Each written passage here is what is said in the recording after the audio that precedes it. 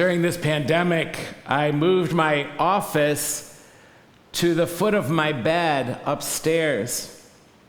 Not because of safety from the virus, really, because I feel safe in my office downstairs with everything so quiet around here these days. I moved it to the foot of my bed under my large and low window upstairs and out front, because there's been a flowering dogwood just outside that window, just underneath that window. This entire virus time, from near the beginning of Lent through these first 5 weeks of the Easter season, that white dogwood has captured the light for me every morning, especially in the morning, and all day, really. And so I stand there next to my bed with my laptop on my mattress, looking out that window at these little gatherings of light that is each flower of that dogwood tree. Seeing it from above is glorious.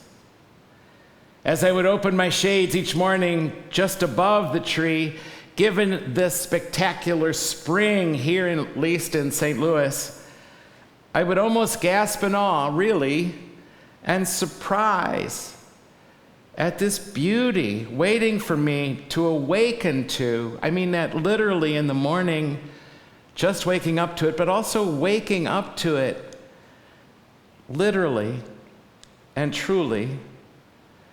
And I would say thanks to the dogwood, actually, out front, for treating me to beauty and to light, for how she opened up her beauty to me and held up the light to me each day. Just this past week, the blossoming dogwood sent most of those flowerings into the air. And now they surround the tree at its base, on the ground, like wax around the base of a candle, melted. That flowering dogwood is all the more beautiful for its impermanence, because you see, even for those 6+ weeks, I knew it would end. I knew the flowers would fall off. Its impermanence made it more urgent, I think, maybe even more intense. Temporary it was, just for a time. Longer than ever this year, it seemed. That is part of the intense experience of beauty. Jesus tells us something really powerful. In conditions like these we face these days, he tells those who would follow him, do not let your hearts be troubled. Trust God. Trust me. Do not let your hearts be troubled. If there is anything in all the world that lifts me above the mundane and above the crises of our days, it is beauty. It's beauty. As I set out on my daily walk, I say to all the earth, show me beauty. Show me beauty. I'm never disappointed. The request alone expresses my desire to experience the beautiful and my passion for beauty, but it also awakens me to beauty, and from there it doesn't take much. The beauty put before me, or perhaps it was there and now I see, stirs the deepest places in my soul and buoys me during these tough days. Beauty reminds all of us, I believe, of the mystery and the magic just beneath the surface of this world. We just have to pay attention. And when we catch it, even for the briefest of moments, beauty transforms our days, sometimes even our lives. It could be a catalyst for healing and for hope during these pandemic days. a catalyst for healing and for hope. And it can serve as a counterpoint to the unbridled ugliness we see in the world, where kindness is too often diminished in favor of bullying and bigotry. A counterpoint, perhaps. Instead, beauty arrives as a spiritual nurturing, a spiritual nurture that lifts our hearts up out of the troubled waters. And we sing of it when we sing those gospel words you just heard. When we sing, do not let your hearts be troubled. Do not let your hearts be troubled. Beauty is enough, and it refuses to be canceled by the ugly ways of some or the troubles I've seen. St. Augustine, that wild man turned saint, offers this metaphor. He compares beauty to a plank in the ocean. In his words, beauty is a plank against the waves of the sea. We cling to a wooden plank as the waves of this pandemic or life itself flow over us, threatening us.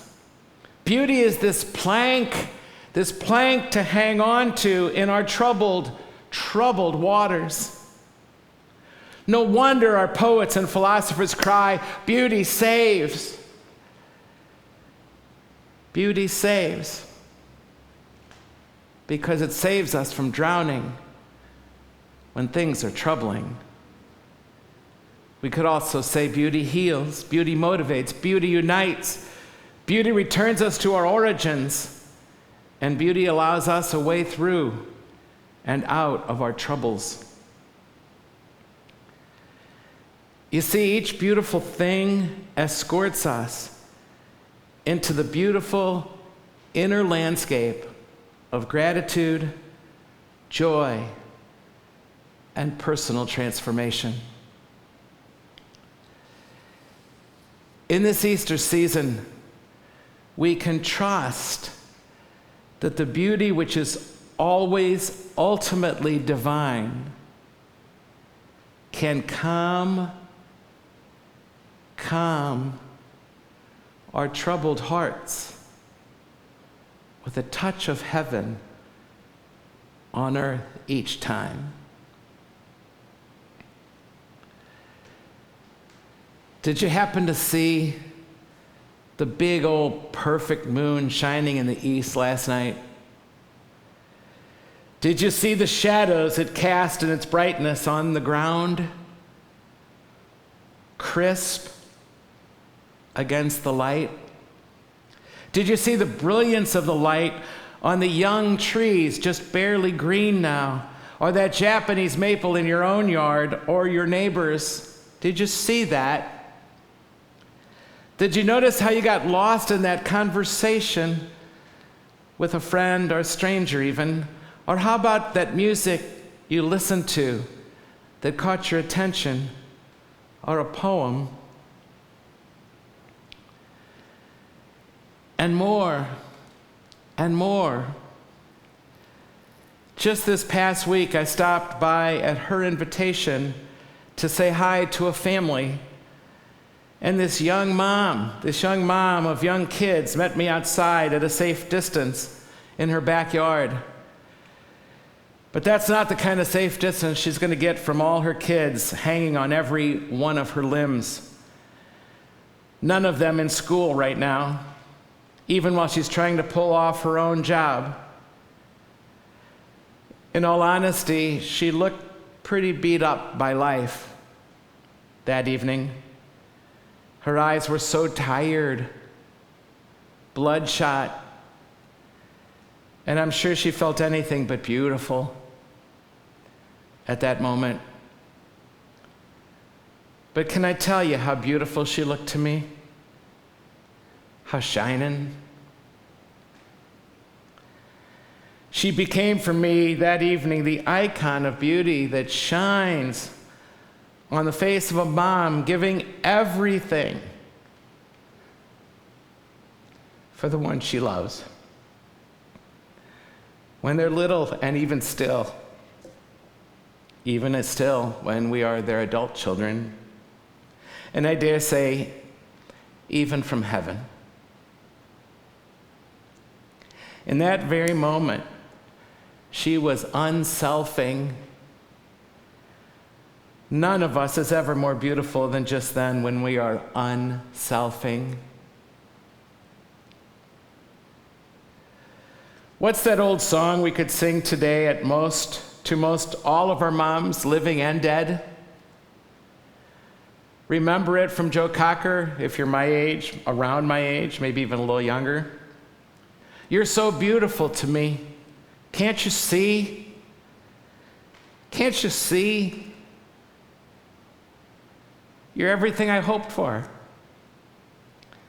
You're everything I need. You are so beautiful to me.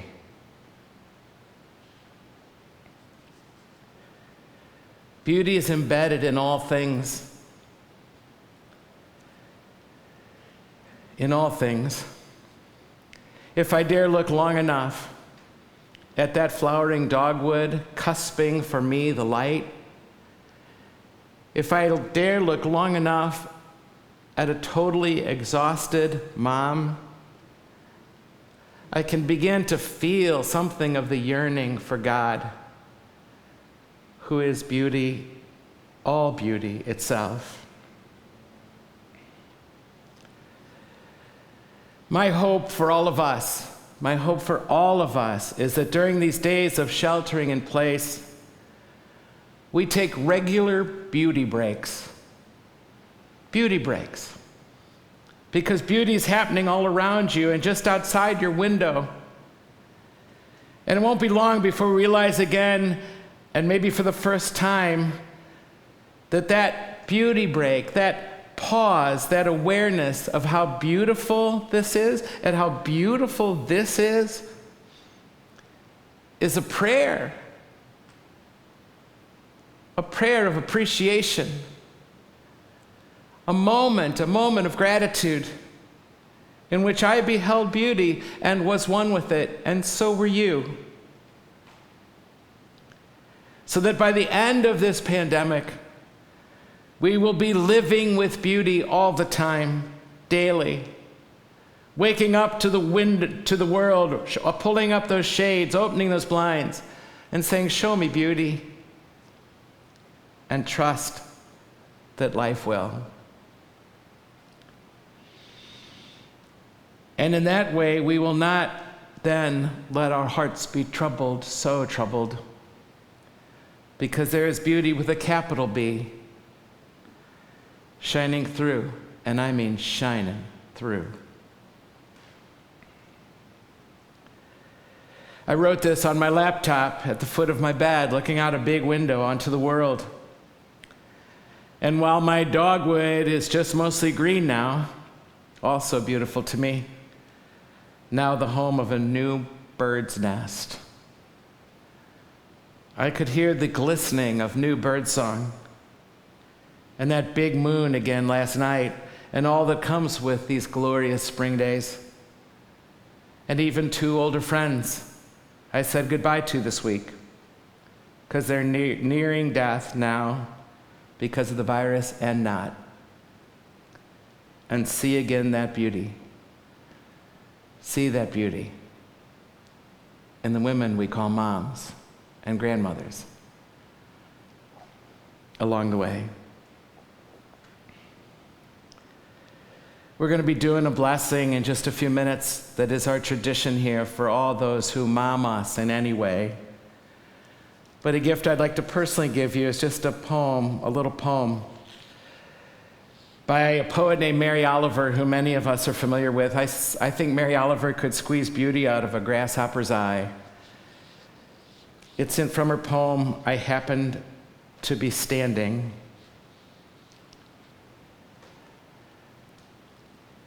I don't know where prayers go or what they do.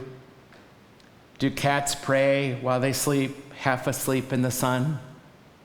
Does the opossum pray as it crosses the street? The sunflowers? The old black oak growing older every year? I know I can walk through the world along the shore or under the trees with my mind filled with things of little importance in full self-attendance, a condition I can't really call being alive. Is a prayer a gift or a petition, or does it matter? The sunflowers blaze. Maybe that's their way. Maybe the cats are sound asleep. Maybe not.